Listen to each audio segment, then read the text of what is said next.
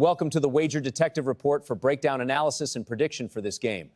Hello and good day, folks. Welcome back. This is Wager Detective. We're going to cap this San Diego Padres versus Tampa Bay Rays game, August 28th, 2026. Let's get into it. We look at the Padres, 72-62 on the year.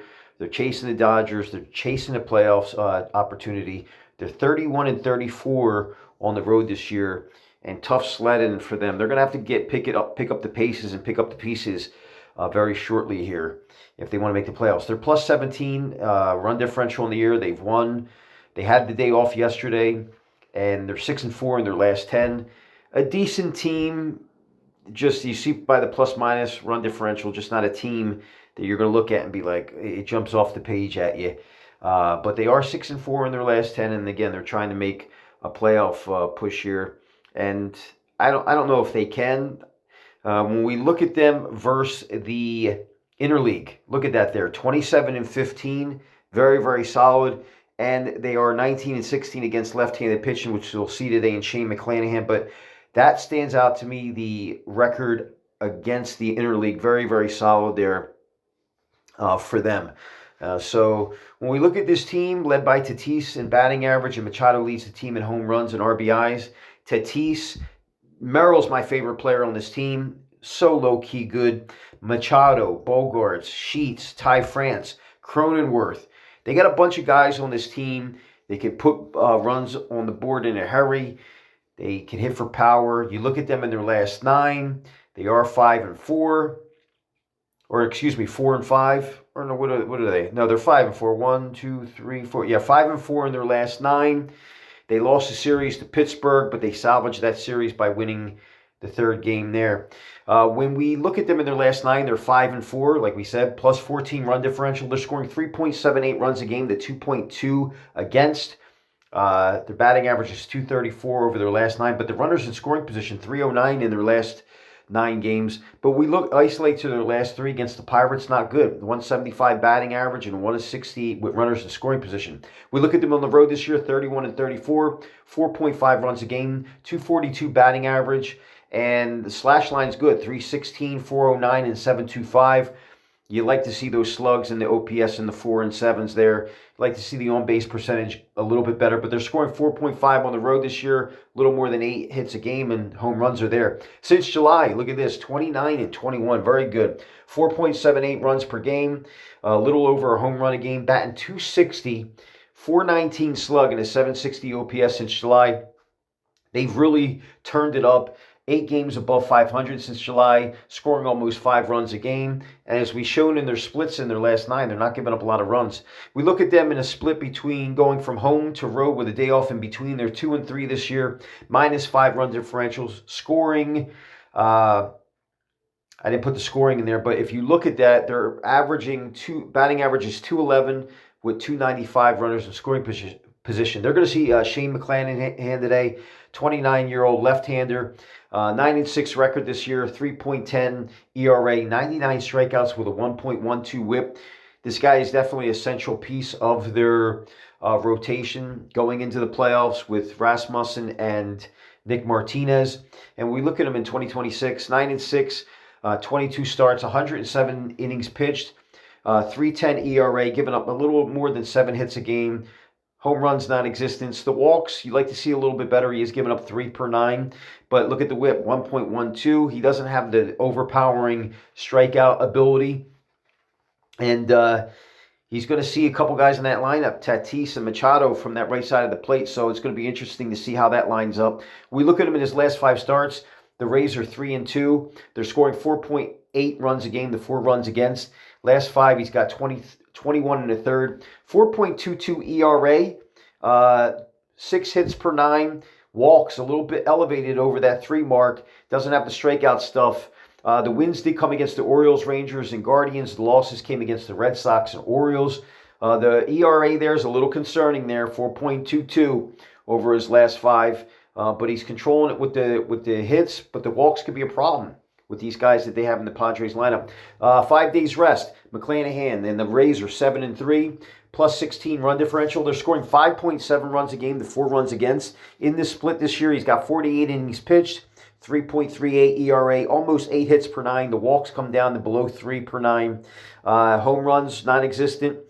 Opponents have scored 2 runs or fewer in the games where McClanahan pitches on 5 days rest. 8 out of those 10 games. So pretty solid numbers there. When we look at what they're going to be seeing today, Tampa Bay 79-54 on the year. They lead the AL East. They're 43-23 at home this year, and they got the Yankees and the Red Sox on their heels with plenty of time to be caught. So they're in full focus mode here. But when you look at their plus-minus run differential, they're plus 47. They're less than half what the Yankees and Boston are. And, you know, when you look at that, it's just not a solid peripheral. When they're in their last 10 games, they're 5-5. This team is good, man. They're well coached. I love the coach, Kevin Cash. When we look at them against the West this year, against Interleague, they're 19-17. So the Padres are way better in Interleague than Tampa Bay. And against right-handed pitching, which you'll see today in Casey Mize, they're 55-41. So the Padres a little better in the Interleague. When we look at who's leading the team, Simpson's leading the team in batting average, and Camanero's leading the team in home runs and RBIs. But I like this team, man. Caminero, Diaz, Arenado, Simpson, Mullins, Walls. All these guys, they don't hit for a lot of power. They just string bases along. They work counts. They make pitchers work. They make life miserable for teams. And they're good at home, like we said, in Tropicana Field. And they're getting a new stadium, so they're excited. When we look at this team, over their last 9, not that good, 4-5. They managed to beat the Tigers in that series, but they had problems with Baltimore. They had problems with Toronto. And now they're coming back home. Last 9 games, 4-5. They're scoring 3.22 runs per game to 3.89 against. They're batting .238 over their last 9. But look at the runners in scoring position. Batting .327 with runners in scoring position over their last 9. We look at their last 3, batting .237 and a .294 average with runners in scoring position over their last 3 games. So the runs over their last 9 have come down compared to their other splits. When we look at them at home this year, again, 48-23, scoring roughly 4.5 runs a game, batting .265, 33% on-base percentage, and look at the slug and the OPS. Solid 4, solid in the 5s on the OPS. They're just a good team at home, and they're coming off this road trip, and then they're going to they had a day off yesterday, so they're well rested, their bullpen's rested, and they're going to be focused. They got the Yankees on their heels. When we look at them since July, 30-21, 4.3 runs per game, a little less than 9 hits a game, a home run per game, and their average, .260, .413 slug, .726 OPS. So strong numbers since July. They're just a consistent team, man. When you look at the Rays, a model of consistency, but them and the Padres have been playing great since July, scoring runs. We look at them, the Rays go from the road to home with a day off in between. They're 4-1 this year, plus 13 run differential. They're scoring 5.6 runs a game to 3 runs against. They're batting .291 in the batting average, but look at the runners in scoring position in this split. 379 batters in scoring position. So you look at that, man, that's clearly better than what the Padres split was in the same split. They're going to be seeing Casey Mize, 29-year-old right-hander, came over from the Tigers, 5-7 record this year, 3.44 ERA. He's got 95 strikeouts with a 1.09 whip. He's a solid guy. He's going to be a nice addition to this team if they can make the playoffs. This team's got a great bullpen, as we're going to get into this later on. So the Padres, Casey Mize, I'm sure he's happy to be there. You look at him in 2026, 5-7 record, 20 starts, 104 2/3 innings, 3.44 ERA, good whip, 1.09, less than 8 hits a game he's given up. Walks are very, very good, and the home runs per 9, less than a home run. So when you look at his 2026 season, not bad. He played for the Tigers. We know the Tigers are going to be a team that is not close to the playoffs like the Padres.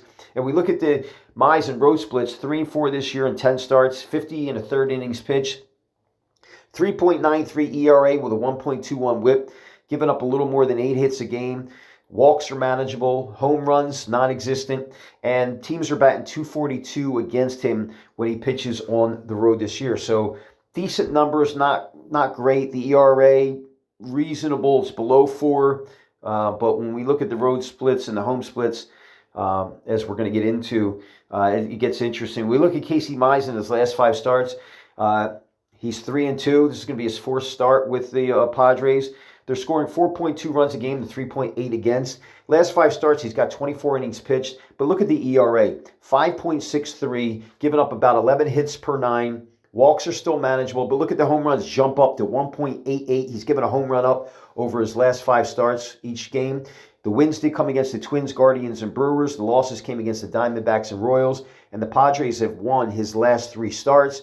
But when you look at that, they've been scoring for him. I don't know if you're going to see that tonight against McClanahan. Again, a 5.63 ERA and 11 hits per 9, concerning, and almost 2 home runs per 9 over his last 5. Mize, 5 days rest. He's 5-6 this year. His team record's 5-6, +6 run differential. His teams have scored 4.56 runs a game to 3.89 against. His last 5 starts, 57 innings pitched. He's got a 3.32 ERA on 5 days rest, less than 7 hits per 9. Walks are manageable, home runs manageable, strikeouts 8.05. So when we look at that, 5 days rest, pretty good numbers. The record's not necessarily that great, but the ERA is good. The WHIP is great. We run side by side, Rays and Padres since July. Practically identical records, very good. Runs per game, practically identical. The home runs are identical since July. You look at these teams, batting average, exactly identical. Padres got a little bit more better slug marginally, and then they got the OPS is considerable in favor of the Padres, but pretty much mirror teams since July. When we look at them in their last 9 games, Padres are 5-4, +14 run differential. They're scoring a little bit more runs, 34-29 over the last 9 games between these teams. But you look at the run suppression for the Padres over their last 9, 2.22 to the 3.89 given up by the Rays. And we look at the runners in scoring position over the last 9. The Rays hitting 327, and then we isolate to the last 3. Clearly a Rays advantage in batting average and then even runners in scoring position compared to what the Padres are doing. But the Padres, again, +14, even with all that, in their last 9 games to the Rays -6. And the run suppression by the Padres, very, very good. When we look at the home and away splits, clearly in favor of the Rays in all these metrics, in as far as record, hits per game, batting average, on-base percentage, slug, and OPS all go to the Rays in this split. And they had a day off yesterday, so you don't know what that can do to a team, but all the metrics in the home away splits here in favor of the Rays. And some metrics a little bit more considerable than the microcosms of the little bit. But remember, all those little things add up over the course of a cap. So you factor them in even though some of those margins are small. We look at the home and away splits for both these pitchers. McClanahan 7-1 at home and 11 starts. Mize 3-4 on the road. ERA better by McClanahan. WHIP better by McClanahan. Hits per 9 better by McClanahan. He's giving up less walks. Home runs per 9 roughly the same. Mize has a slight little edge in home runs, a little more than strikeouts per 9. But batting average against, McClanahan owns this split. Majority of this split with a 1.89 batting average against at home this year. So clearly he loves pitching at home. I mean, he's got a good ERA, and the team's batting for him. When we look at them on 5 days rest, McClanahan takes the edge in the team win department. The plus-minus run differential, runs scored for him, McClanahan, in the split, better than what Mize is getting. When we look at ERA, Mize has a slightly better ERA, slightly better WHIP, slightly better hits per 9, walks per 9 better on 5 days rest. And home runs are identical pretty much, and then strikeouts a little favor of Mize. So it's a mixed bag here, but you look at the record, the end result, 7-3 for McClanahan, plus 16 run differential on 5 days rest, and they're scoring for him. We get to the bullpens. We know the Padres, they got one of the best closers in the game, Mason Miller. Look at that ERA, 0.96, with a 3.19 accumulative ERA for this second best bullpen in all of baseball. And we look at all these guys that they're ready to go. All these numbers are over the last week. They're all rested. They're ready to go. If it comes down to a late game, obviously I'm giving the edge to the Padres. I think the Rays are going to probably know that and try to jump on Mize as quick as possible. Look at Tampa Bay. That's their one deficiency on this team is their bullpen, 4.27 ERA. Baker leads that team. He's the closer with a 1.56 ERA. He's good. And if they need to bring him in, he's ready to go. All these guys rested. Look at the ERA over the last week and the pitches thrown. I mean, they've been playing good. They've been playing much better. Their bullpen, I give the edge to the Padres slightly, but hey, listen, over the last week, these guys have been pitching fantastic, and they should be able to get at it. Now, if we look at this, guys, I don't want to say, I mean, this is a tough call, man. It really, really is. But if I had to lean one side over the other, I gotta go with Tampa Bay here. I mean, I like the Padres at plus money, and I like plus money. But if I had to lean aside, I got to call the Rays here. And if I'm looking at it over-under here, I have a sneaky suspicion that this game does get over because we looked at McClanahan's last 5 starts and not looking good. Both these pitchers, a couple of these splits. So Wager Detective is going to call Tampa Bay on the money line, and I think this game goes over 7.5. I don't like laying the chalk there. I'd like to get a better line, but if I'm looking at it through all the team splits and pitching splits, I just got to go. I got to go with the Rays here, and so that's going to be my call. The Rays on the money line -126 in the game to go over 7.5. This is Wager Detective. Thank you for tuning in. I love all my fans out there, and that's the cap, guys. I hope you enjoyed it. Share this video, like it, and remember this: Wager Detective loves all his fans, future and present, and I'll talk to you soon. Let's go Rays, and let's go over 7.5. I'll talk to you soon. Be sure to follow Wager Detective on Twitter, Instagram, YouTube, and TikTok.